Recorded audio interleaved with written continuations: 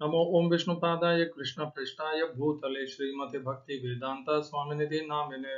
हरे कृष्ण कृष्ण कृष्ण हरे हरे, हरे राम राम राम हरे हरे। श्रील ऐसी भक्ति वेदांत स्वामी प्रभुपाद की जय। आचार्य महात्मा गांधी जी की जय। भगवद गीता 2020 में आपका स्वागत है। आज की श्लोक संख्या 10वें अध्याय का 31वां श्लोक है। कल भगवान ने जो हमें कहा था उसका पुनर्कथन कर लेते हैं।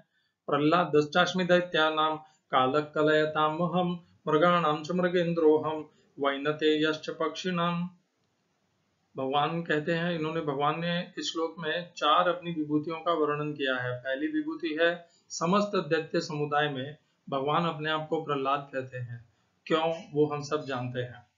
और फिर कहते हैं भगवान की सब कुछ जो नष्ट करने वाले हैं उनमें मैं समय हूँ। समय सब कुछ नष्ट कर देता है, सबसे अधिक बलवान है समय। तीसरी, समस्त पशुओं में भगवान अपने आप को सिंह बोलते हैं और समस्त उड़ने वाले पक्षियों में भगवान अपने आप को गरुड़ कहते हैं। प्रह्लाद महाराज से हमें क्या सीखना है, कैसे अपने जीवन को ढालना है, अपने सगे संबंधी स्वजन परिवार वालों के साथ कैसे जीना है, यह तो हम सीखते ही हैं और उसकी हमने कल बहुत अच्छे से चर्चा भी की थी। आज प्रह्लाद महाराज के जीवन की और एक विशेष चर्चा कर लेते हैं। तो प्रह्लाद महाराज के जीवन में उनके पिता के द्वारा दिए गए अनेकों संकट, कठिनाइयां और मृत्यु के संयोग उनके पिता ने स्वयं उनके लिए उत्पन्न किए और प्रह्लाद महाराज उनमें हंसते हंसते भगवान के नाम के साथ में पार हो गए। कितने भी संकट आए, किसी भी प्रकार के आए, प्रह्लाद महाराज ने भगवान के नाम का आश्रय नहीं छोड़ा। ओम नमो भगवते वासुदेवाय, इस मंत्र का उच्चारण प्रह्लाद महाराज करते रहे और सदैव करते रहे। विष्णु भक्त हैं वो, और विष्णु भक्त विष्णु जी की सदैव उनके साथ में अपना जुड़ाव उन्होंने कभी नहीं छोड़ा। इसी प्रकार हमारे जीवन में भी कितनी भी कठिनाइयां आए, कितनी भी विपत्तियां आए, हमें भगवान का आश्रय भी नहीं छोड़ना चाहिए। और भगवान का आश्रय प्राप्त करने का जो साधन है भगवान का नाम, इसे भी नहीं छोड़ना चाहिए। हम तो छोटी छोटी बातों से, भले वह परिवार की हो, व्यवसाय की हो, व्यापार की हो, नौकरी की हो, धन की हो, इन सब से हमारा मन और इंद्रियां भटक जाती है और भगवान के नाम में स्थिर नहीं हो पाती। जबकि प्रह्लाद महाराज के तो सम्मुख जीवन मृत्यु का प्रश्न था, फिर भी उनकी इंद्रियां और उनका मन और बुद्धि भगवान के नाम में स्थिर रहती थी। यह जो दृढ़ और अटूट भगवान के नाम के प्रति उनकी श्रद्धा है, यह शिरोधार्य है। हमें इसे ग्रहण करना चाहिए, हमें इसे अपने जीवन में अपनाना चाहिए। जीवन में कितनी भी विपत्ति और विपदाएं आए, भगवान के नाम का साधन और भगवान के नाम का आश्रय ये कभी नहीं छोड़ना चाहिए। इसे ही अभ्यास योग कहते हैं। और ये वे इसीलिए कर पाए क्योंकि उन्हें ना तो जन्म का लोभ था, ना राज्य का या राज परिवार का लोभ था, न संपत्ति का लोभ था। हम में ये सब है।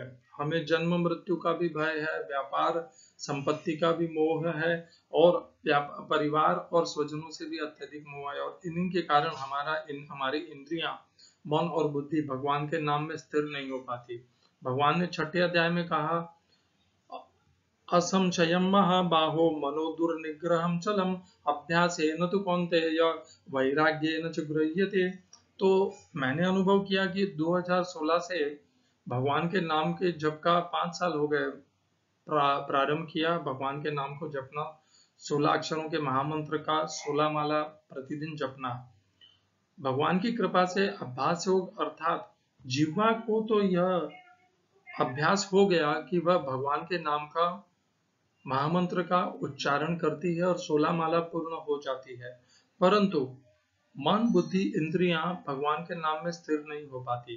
तो भगवान ने 6ठे अध्याय के इस श्लोक में दो साधन बताए अपने मन को स्थिर करने का। पहला है अभ्यास योग, जो जिह्वा के माध्यम से हो गया है, और दूसरा है वैराग्य।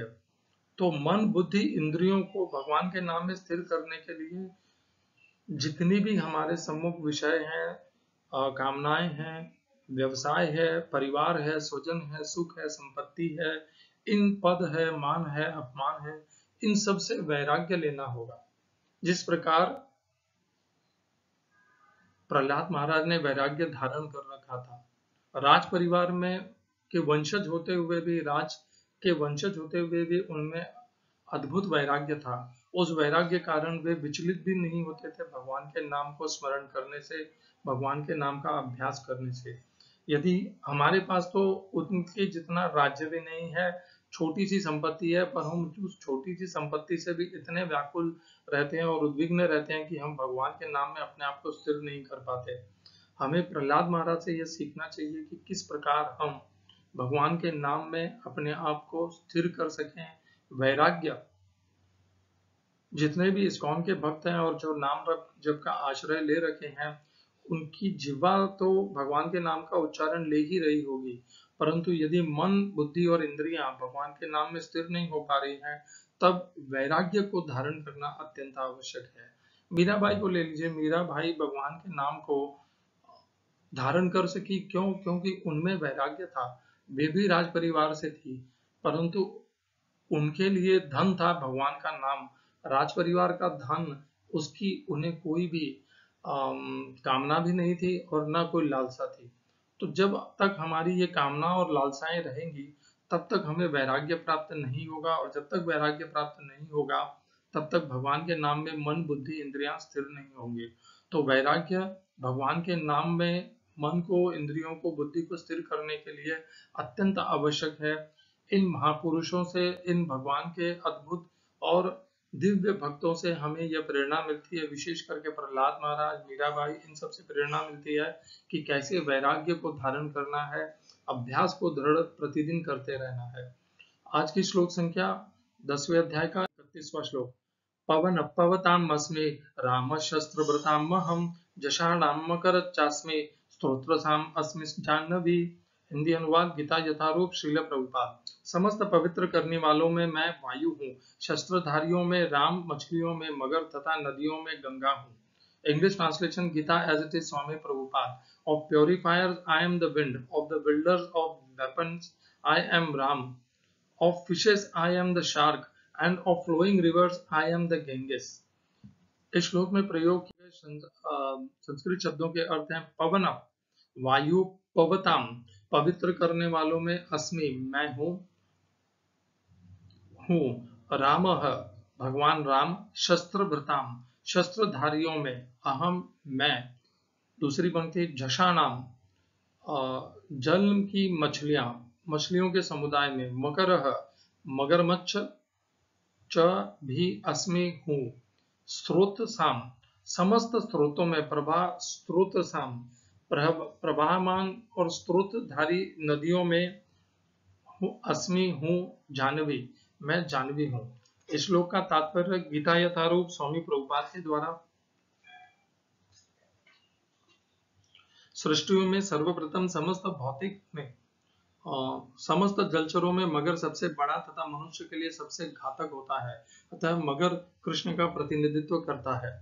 ओम अज्ञानतिमिरन्धस्य ज्ञानाञ्जनशलाकया चक्षुरुन्मिलितं येन तस्मै श्री गुरुवे नमः। एकं शास्त्रं देवकीपुत्र गीतम्, एको देवो देवकीपुत्र एव, एको मन्त्रस्तस्य नामानि यानि, कर्माप्येकं तस्य देवस्य सेवा। हरे कृष्णा। पवन पवताम अस्मि, पवित्र करने वालों में भगवान अपने आप को पवन अर्थात वायु कहते हैं। इसका अर्थ होता है कि पवित्र करने वालों में वायु सबसे महान है। पहले चौथे अध्याय में भगवान ने कहा था कि ज्ञान सबसे पवित्र करने वाला श्रेष्ठ है, और यहाँ पर भगवान ने पवन को कहा। देखिए, ज्ञान और पवन में अंतर है। पवन जो है वह इंद्रियों के द्वारा उसकी अनुभूति की जा सकती है, वह अव्यक्त नहीं है। ज्ञान अव्यक्त है। और पवन भगवान की अपरा शक्ति है। ज्ञान को भगवान ने अपनी अपरा शक्ति नहीं कहा है। भूमि आप अनल वायु खम मनो बुद्धि एवच, बुद्धि को कहा है भगवान ने, ज्ञान को नहीं कहा है। अनुभव से जो अर्जित की जाती है वह विज्ञान है, और जो हम दूसरों से प्राप्त करते हैं वह ज्ञान है। वहां पर चौथे अध्याय में भगवान ने ज्ञान को सबसे पवित्र करने वाला और सबसे पवित्र इस प्रकार बताया। यहाँ पर भगवान ने पवित्र करने वालों में पवन को बताया, भगवान ने जल को पवित्र करने वाला नहीं बताया, वायु को बताया है। राम शस्त्र बताम, भगवान ने ये नहीं कहा कि मेरे समस्त अवतारों में मैं राम हूं, भगवान ने कहा शस्त्रधारियों में मैं राम हूं। शस्त्रधारी अनेकों हुए हैं।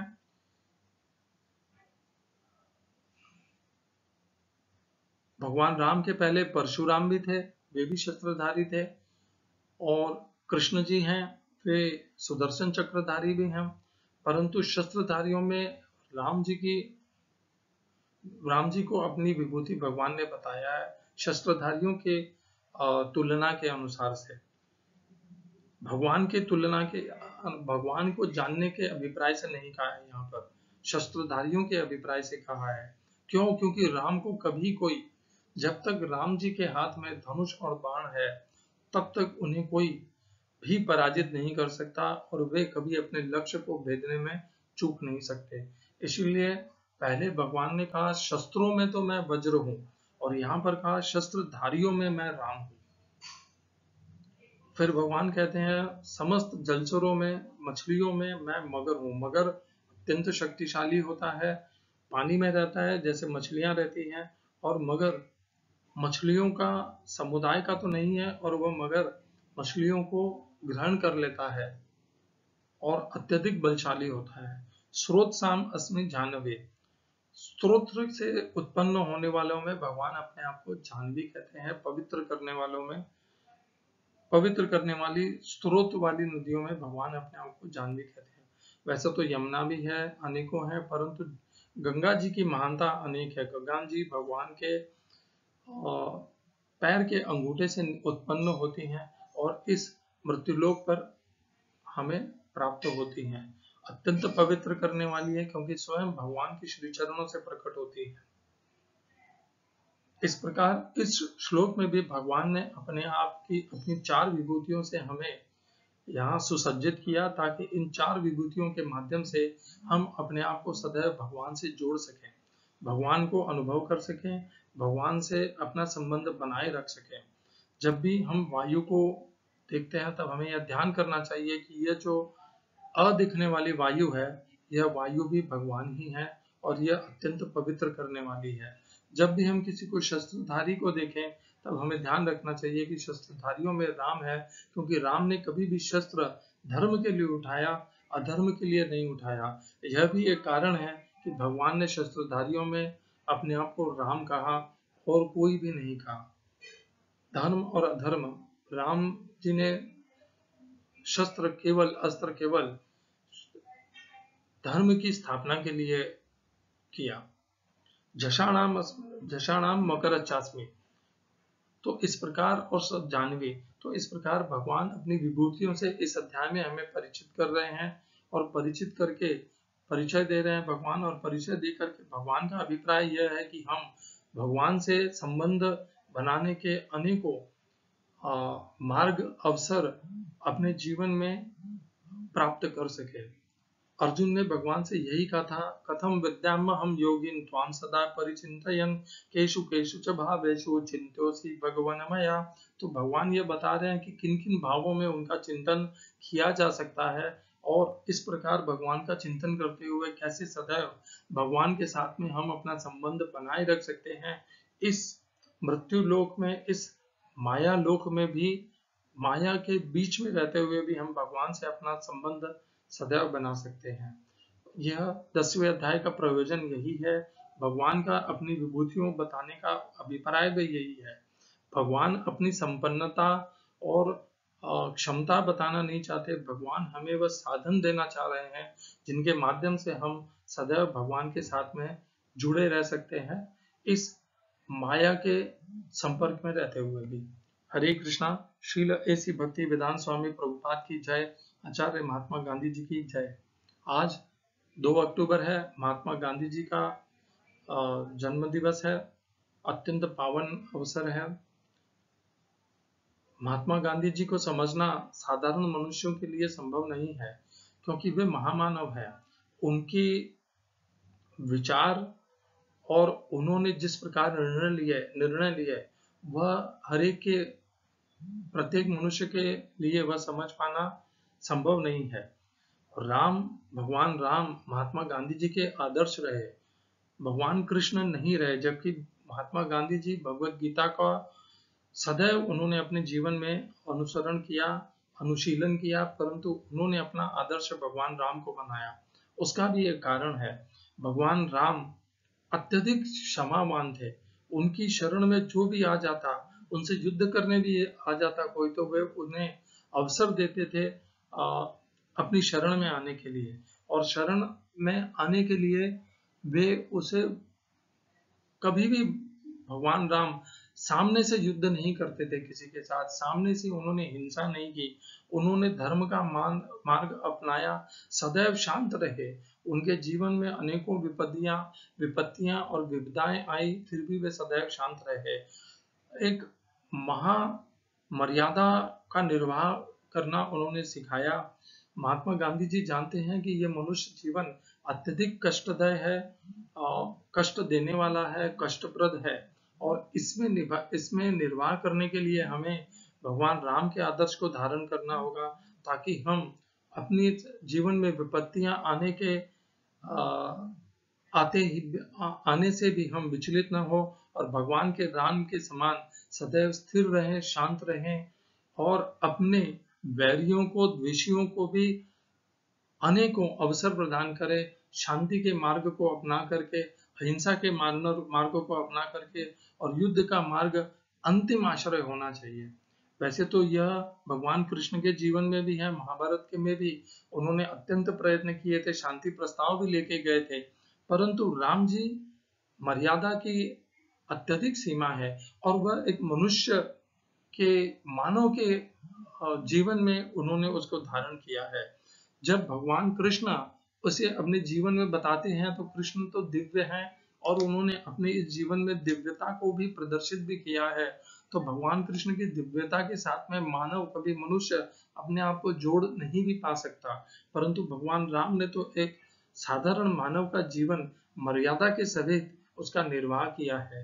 तो इसीलिए मनुष्य को उसके साथ जुड़ पाना सहज है, सरल है, स्वाभाविक है। इसीलिए महात्मा गांधी जी ने धारण तो की भगवत गीता, परंतु उन्होंने आश्रय लिया भगवान राम का, जो अहिंसक हैं, क्षमावान हैं, बारंबार क्षमा करने वाले हैं, और अत्यंत मनुष्य के समान ही कष्ट झेल करके भी सम रहने वाले हैं। हरे कृष्णा। श्रील ऐसी भक्ति वेदांत स्वामी प्रभुपाद की जय। आचार्य महात्मा गांधी जी की जय।